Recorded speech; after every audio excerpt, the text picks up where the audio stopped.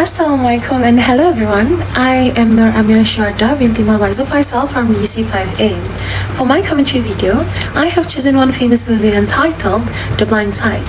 The Blind Side depicts the story of Michael Orr, a homeless African-American youngster from a broken home, taken in by the Dewey's, a well-to-do white family who help him fulfill his potential.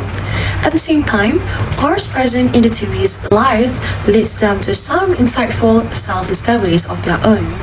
Living in his new environment, the teen faces a completely different set of challenges to overcome. As a football player and also a student, Orr works hard, and with the help of his coaches and also adopted family, he becomes an all-American offensive left tackle. I will discuss about intercultural communication challenges, non-verbal communication issues, as well as culture, communication, and also conflict directly from this film. Without further ado, let's get started. Firstly, verbal issues in intercultural communication. To reiterate, verbal communication refers to the methods through which we communicate with one another. Intercultural communication may involve in the use of different languages, the use of a second language by one or both parties, or even the use of a common second language by both parties. The effectiveness of the verbal communication depends on the tone of the speaker, clarity of speech, volume, speed, body language, and the quality of words used in the conversation. In the case of the verbal communication, the feedback is immediate since there are a simultaneous transmission and also receipt of the message by the sender to be pointless, awkward, or even deceitful. Explicit direct messages are perceived to be either unnecessary or even threatening. The listener is to assume responsibility in understanding the message based on context and past knowledge. Have y'all spent much time on the other side of town? Where exactly are you talking about?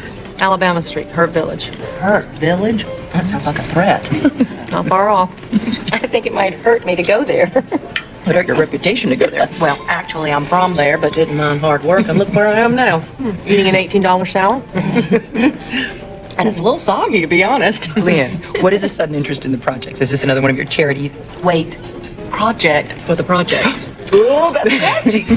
In high-context cultures, communication is largely implicit, meaning that the context and relationships are more important than the actual words, and therefore, very few words are necessary.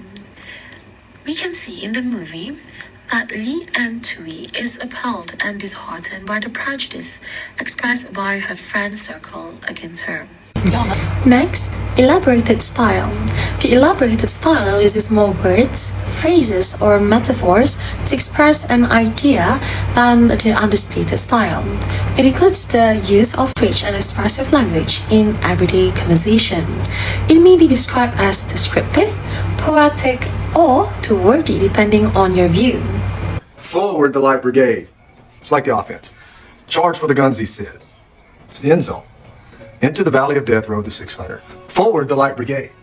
Was there a man dismayed? Not though the soldier knew someone had blundered. Someone made a mistake? Yeah, their leader. Their coach. But why would they go ahead if they knew he messed up? Theirs not to make reply. Theirs not to reason why. Elaborated style of communication refers to the use of expressive language, sometimes with exaggeration or animation.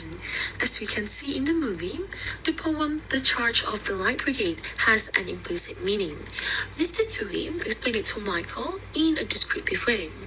For example, in Arab cultures, individuals often feel compelled to overexert in almost all types of communication because in their culture, simple assertions may be interpreted to mean the opposite.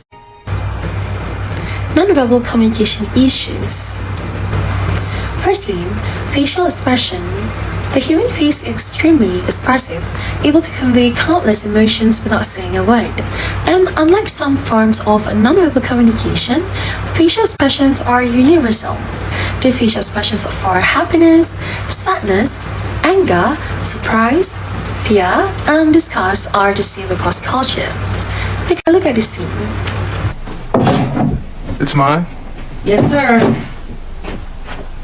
What? Never had one before.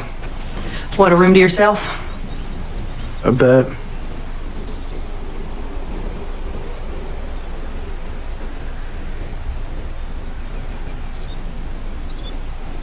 Well, you have one now. Michael has never felt the simple emotions or items that one possesses normally. We see this when Leanne Tui gives him a room to call his own. Michael says, "It's nice. I never had one before." Leanne replies, "What, a room to yourself?" To that, Michael timidly responds, "A bed." This camera then zooms up on Michael's face, showing him giving a sad smile while quickly zooming on Leanne's face. Her face betrays her emotions of shock and despair.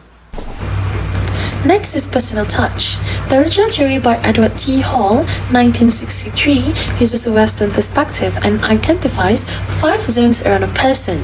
Starting at the center with the close intimate zone, 0 until 15 centimeters, then the intimate, 15 until 45 centimeters, the personal, 45 until 120 centimeters, the social, 120 until 360 centimeters, and finally, the public zone, beyond 360 centimeters.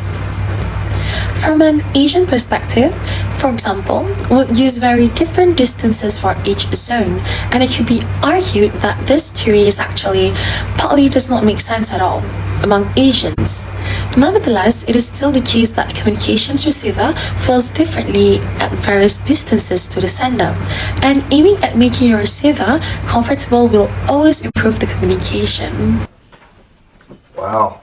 Why are we eating in here?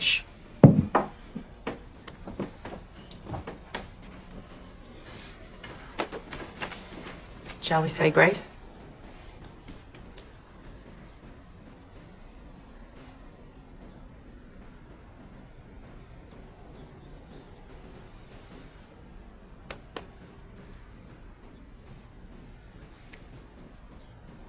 In this scenario currently being enacted, we can see that this is a high-contact society. In the last example, we witness Michael and Colin make direct eye contact while stretching out their hands to one another. Apart from that, they are seated closer together and not apart, which is rather prevalent in American culture. They frequently demonstrate this high-touch culture in their daily lives, for example, while speaking with friends or partners. Only Father. Lastly is culture, communication, and conflict. Disputes may occur at any time, and they're not limited to the workplace. Despite our best efforts, we were unable to stop it. In most cases, conflict is defined as a difference between the goals, values, expectations, techniques, or outcomes of 2 or more parties that are depending on one another. A wide variety of conflicts may be found in any country and at every level of society, interpersonal, political, and even worldwide. Conflict between people is something that happens on a regular basis. Let's take a look at this scene. Pretty upset. You asked a lot of questions. I'm just trying to get to the bottom of this. But all the questions you asked were about why everybody else wanted me to go to Ole Miss. Okay. Not once did you ask why did I want to go there. All right. Fine, Michael. Why do you want to go to Ole Miss? Because it's where my family goes to school. It's where they've always gone to school.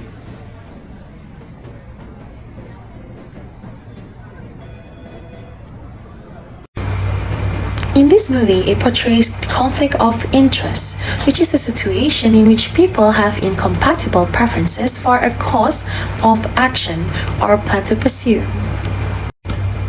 So what is accommodating style? Accommodating style emphasizes an indirect approach for dealing with conflict and a more emotionally manner.